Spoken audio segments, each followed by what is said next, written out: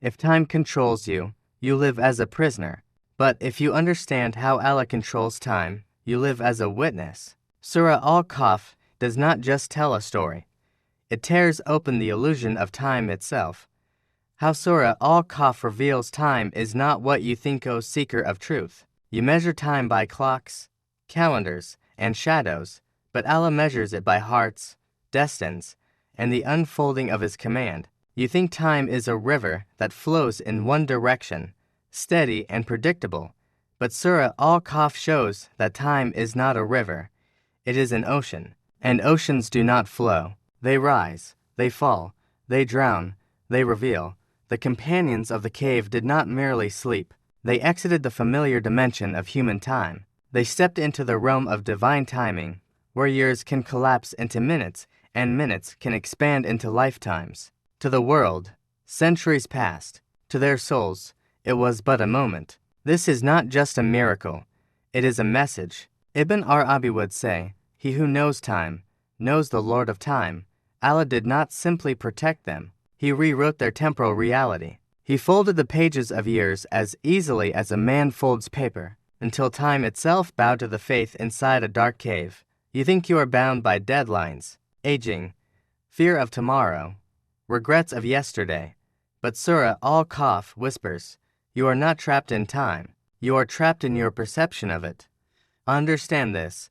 Allah does not need to move you through time. He can move time around you. He can slow the moments that break you. He can speed the seasons that test you. He can freeze the destinies that threaten you. He can delay the storms you fear. He can bring near the blessings you think are far. Just as the companions slept through centuries so smoothly that their hearts never felt the passing, Allah can let you pass through your hardest trials without letting your heart feel the pain. Time is not an enemy. Misunderstanding time is. Ibn Arabi teaches, what you call time is only the shadow of Allah's will. Shadows only move when the light moves. So, which light governs your life, the light of the world, or the light of the eternal? Surah Al-Kahf calls you to a greater seeing. It tells you that divine help does not always come by changing your situation. Sometimes it comes by changing the dimension in which your soul experiences it.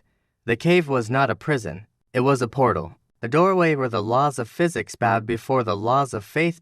And today, your heart can become that cave. If you let Allah be your protector, He will bend time for you in ways you cannot imagine.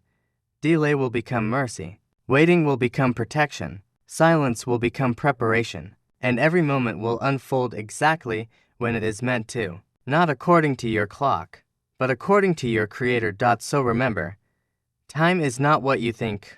Time is exactly what Allah commands it to be. And the one who walks with Allah does not walk in time.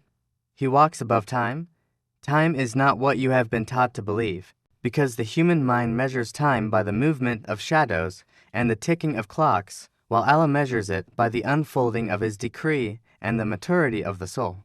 And when these two measures collide, the illusion of linear time shatters and you begin to witness something deeper. Something that Surah Al-Kahf reveals with divine precision, as it shows how time is not a fixed river, but a divine canvas that stretches, bends, compresses, expands, and flows according to the command of the one who created both time and the beings who move through it.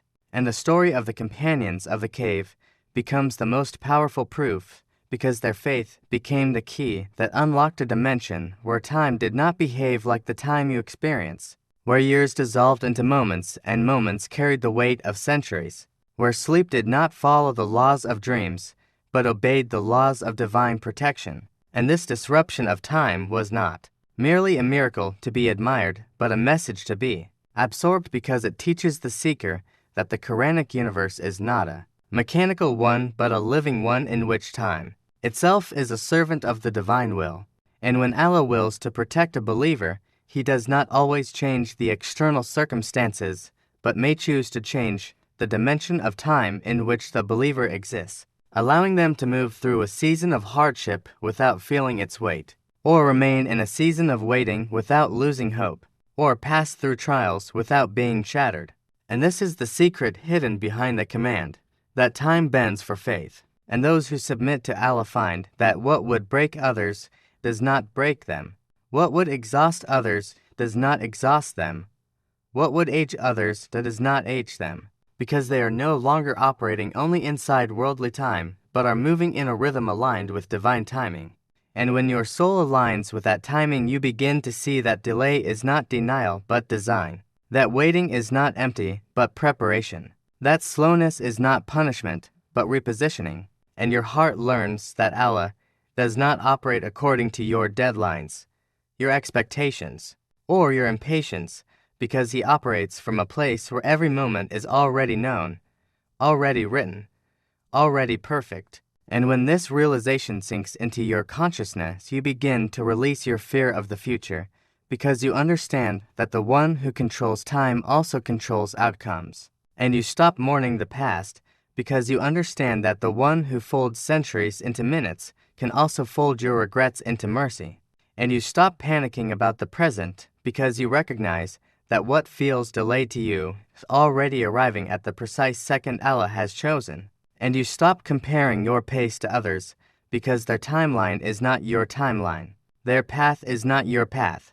Their hour is not your hour. As every soul has its own divine rhythm, and when you trust that rhythm, you experience a state of inner peace that feels like stepping out of the chaos of the world and entering your own cave, a space where time loses its power over you, where you no longer feel controlled by the speed of life or the expectations of society, where you no longer drown in anxiety about what is coming or sorrow about what has passed, where the only thing that matters is the alignment between your will and the will of Allah. And in that alignment, you begin to witness the same truth that the companions of the cave witnessed, that the world changes. Empires rise and fall.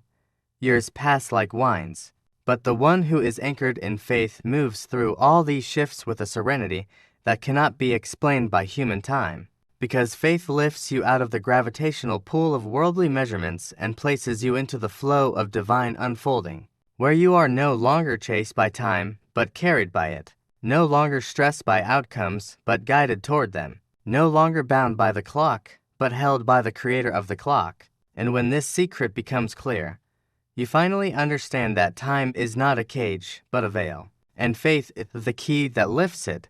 The cave of the companions was not merely a hiding place carved into stone, but a threshold between two dimensions, a crossing point where the rules of the seen world were suspended so the unseen world could reveal its authority. And when Allah placed His servants within that cave, He was not removing them from danger in the ordinary sense, but transporting them into a realm where danger could no longer reach them, a realm where the movement of time did not belong to clocks or calendars, but to the one who holds past, present, and future as a single command.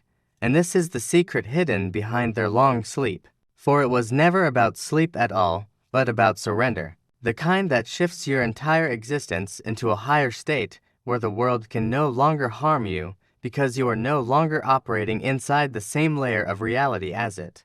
And Ibn Arabi would say that the cave is the symbol of the heart, the inner chamber where a believer retreats not to escape the world, but to rise above it. And when the heart becomes that sanctuary, Allah alters not only the state of the person, but the very timeline through which that person travels, turning hours into years and years into moments as He wills. And this divine suspension of time becomes a metaphor for every seeker who feels overwhelmed by the rush of life, by the pressures of destiny, by the weight of expectations, because it teaches that true safety is not in running faster, but in stepping into the protection of the one who commands time itself.